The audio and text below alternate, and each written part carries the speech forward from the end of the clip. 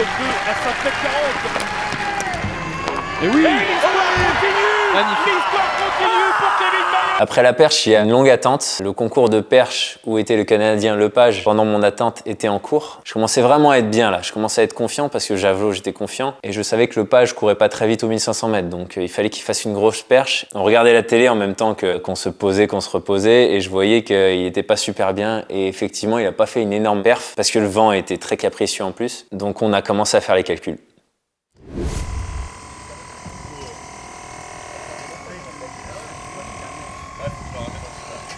Bon, j'ai fait 2 compétitions, j'ai fait un lancer de poids, une longueur et une perche. C'est vraiment pas beaucoup pour les championnats du monde, mais c'est déjà ça. Ce qui était bien, c'est que j'ai senti que mon état physique n'a fait que d'aller vers le positif. À partir du moment où le corps va de mieux en mieux, on commence à prendre confiance en son corps. Et ça, c'était vraiment ce que je voulais pour les championnats du monde. Donc c'est vrai que tout se mettait en place au bon moment, parce que là, il restait plus qu'un mois. Donc si c'était pas maintenant, ça aurait été jamais. Ça devenait vraiment trop compliqué. Donc vraiment, vraiment positif. Et grâce à Alexandre, on a pu organiser des mini-compétitions. Ah, ça fait bien plaisir en tout cas. Là, c'est un peu bizarre, mais...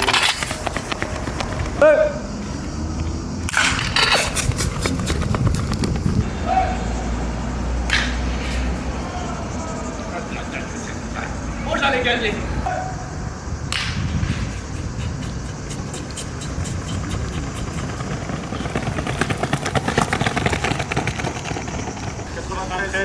Putain! 0,4 Jordan, Oh, dur! 7,12 et 7,21. Vraiment beaucoup de repos, hein? Ouais. Bon, on revient dans 1 heure, les gars. C'est en mode compétition. On dit à 0,4. Il est quelle heure là? Ça fera 18 minutes de pause. C'est bon. Je me suis mis dans un mal à dire qu'on faisait 100 mètres là. Vous imaginez même pas. Moi j'aurais préféré qu'on fasse un 400 avec cellule. Ça va bien se passer. 5 minutes.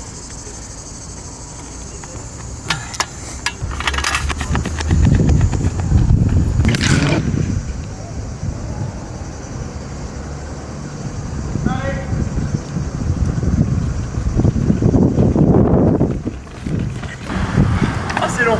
Merci les gars. Ouais. Vraiment. Merci les gars.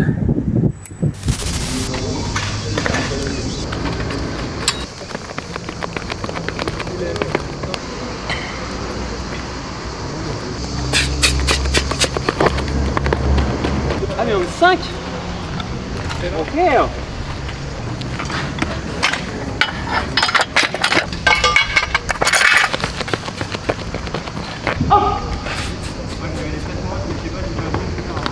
Prêt.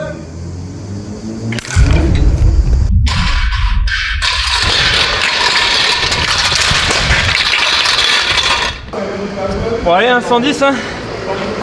On va être la même.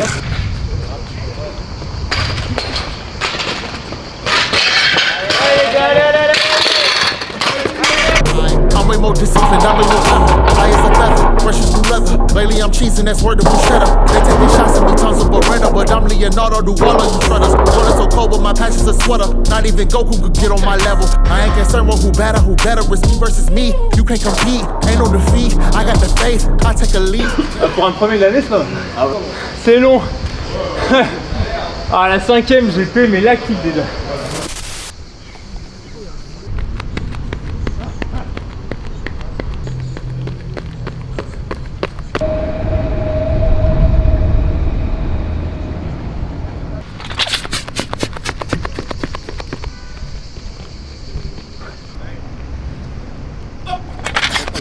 Vous êtes prêts les gars? Ouais. Allez.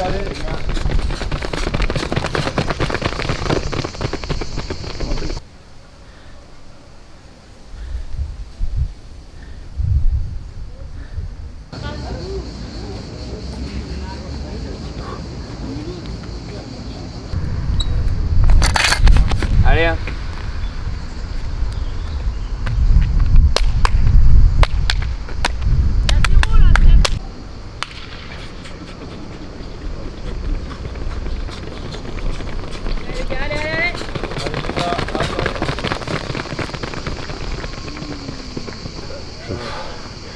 J'ai rien aujourd'hui. Ouais, moins de cette fois. J'ai moins de la semaine dernière. Là, le 100 mètres, j'avais pas la foi. Et t'auras quand même 2 fois 100 mètres dans les jambes. C'était ça qui est important. Même si c'était pas des vraies compétitions, même si on n'arrive pas à avoir les émotions, l'euphorie des vraies compétitions, j'avais des repères, j'ai réussi à faire des bons chronos quand même, moins de 10,90 au 100 mètres, 13,80 sur 110 mètres web. Non, c'était très positif, donc j'ai pu me mettre un petit peu en confiance. Et encore une fois, le plus important, c'était d'être en grande forme physique et pas forcément d'être en confiance.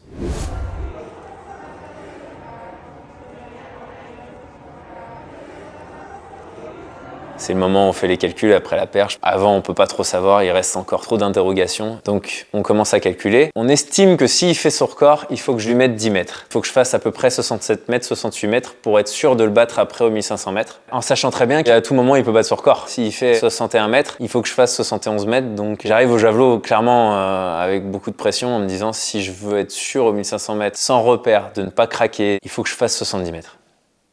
All my life, grinding all my life, sacrifice, this ain't overnight, look at my eyes, no fear inside, the strongest survive, you feeling the vibe. J'arrive au javelot, l'échauffement se passe bien, je finis avec un jet à 66 mètres à l'échauffement sans trop tout donner, je me dis c'est bon, ça va le faire. You can't compete, ain't no defeat. I got the faith, I take a leap, land on my feet, push through the pain, drop to my knees, begging them please. I got the peace, thoughts in my mind, sharp as a crease, my pen to the sheet if the beat is deceased.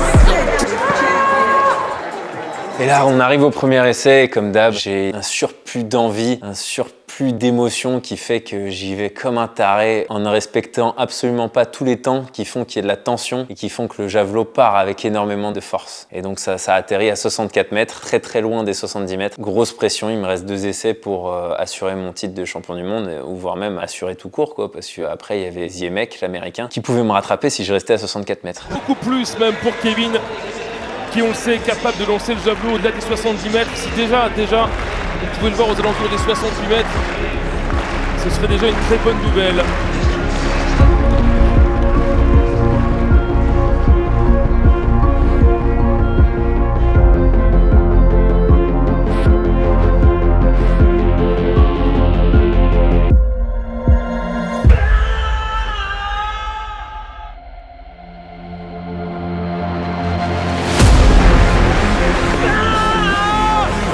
Bien parti là cette fois.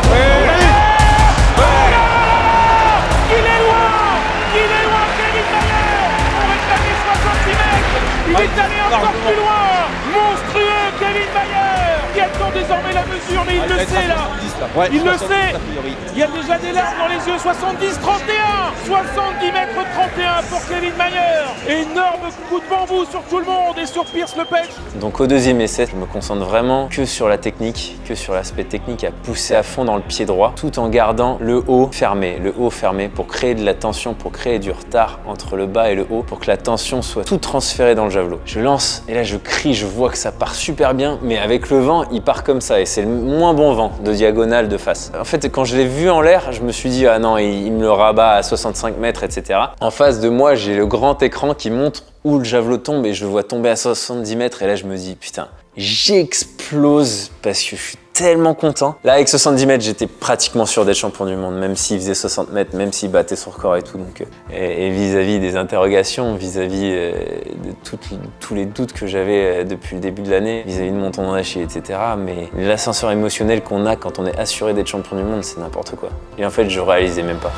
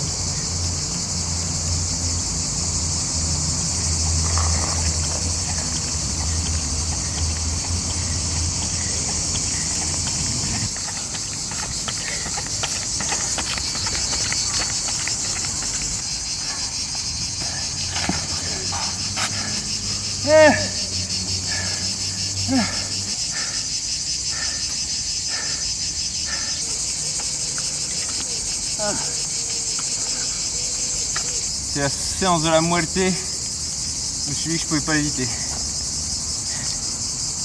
C'est la 5x400 à l'heure 1,10 là. Mais putain, elle est faite celle-là. Ta dernière aérobie, c'était quand? C'était il y a 15 jours. 15 jours et demi, j'ai fait 4x400, là j'ai fait 5x400. Ah c'est bien, je suis tout dans les chronos en dessous de 1,12. Allez. Ça. C'est done.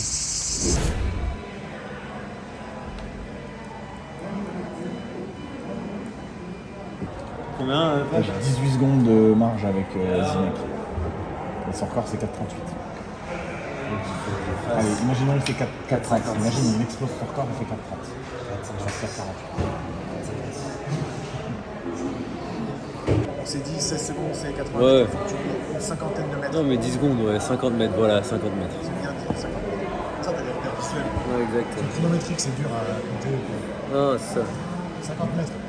Je les regarde et c'est Ce qui était incroyable, c'est que, étant donné que j'ai embauché mon meilleur ami en tant que coach, j'ai embauché ma copine en tant que kiné, j'ai embauché mon frère en tant que manager, avant le 1500 mètres, le moment un peu dur mentalement, physiquement, parce que c'est la dernière épreuve, etc. J'ai eu la chance d'avoir ces 3 personnes réunies avec moi dans la chambre de repos et je pense que c'est unique. C'était incroyable et cette photo qu'on a tous les 4 là, j'ai les pieds en l'air, j'ai la machine d'électrostimulation sur les jambes, Delphine vient me masser, on est tous là. On a passé ce moment ensemble et je suis allé m'échauffer, bien sûr, il y avait de la pression, bien sûr, il y avait du stress, mais il y avait des émotions dingues. À 107 points d'avance, du coup, c'est bien ce qu'on avait calculé. 107 points, c'est 16 secondes 7.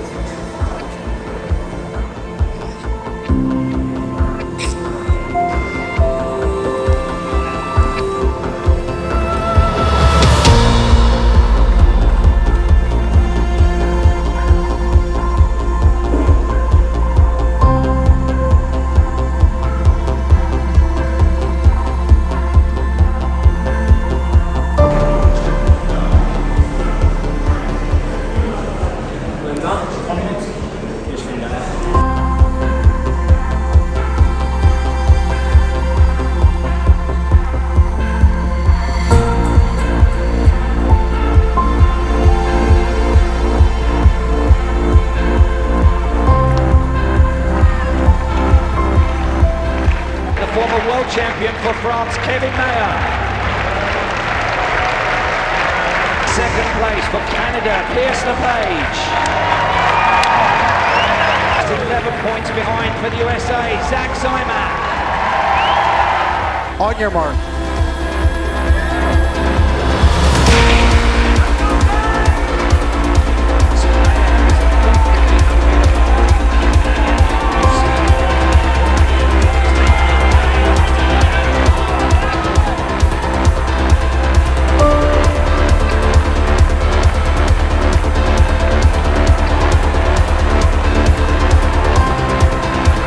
Mayer et son dossard bleu là.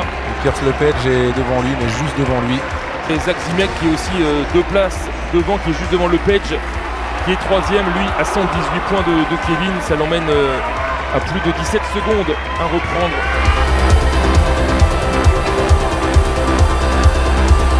Il est là, Kevin, parfaitement placé dans la foulée de ses concurrents directs. Pierce Lepage devant lui.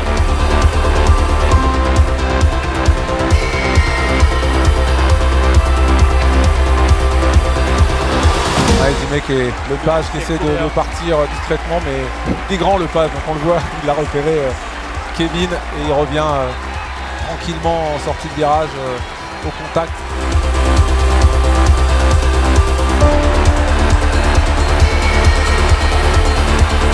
Pierce Lepage qui jette lui aussi un regard sur l'écran géant, même chose pour Zimek qui regarde le placé Kevin. Il est juste derrière, 5 mètres derrière l'Américain et le Canadien Kevin. Il gagne sa course pour l'instant parfaitement sur ses concurrents directs et moins de 400 mètres maintenant à parcourir pour Kevin.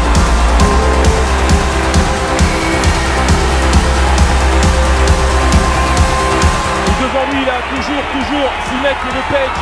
Faut tenir Kevin, tenir ce rythme-là.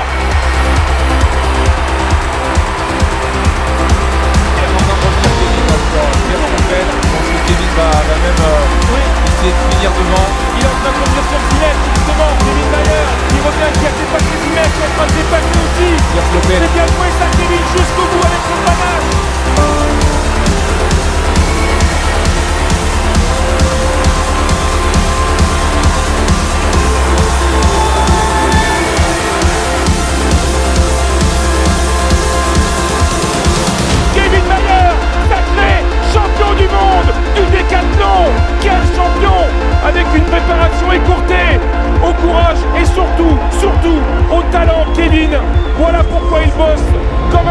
pendant des semaines chez lui à Montpellier. Et le deuxième titre mondial après celui de 2017 pour Monsieur Kevin Mayer.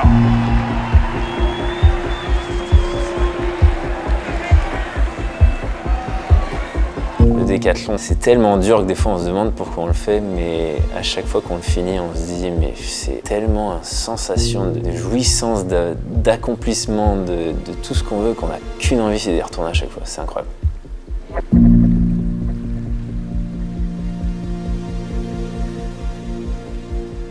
Et après, les émotions ont continué pendant 2 heures, quoi. Je savais plus où j'étais.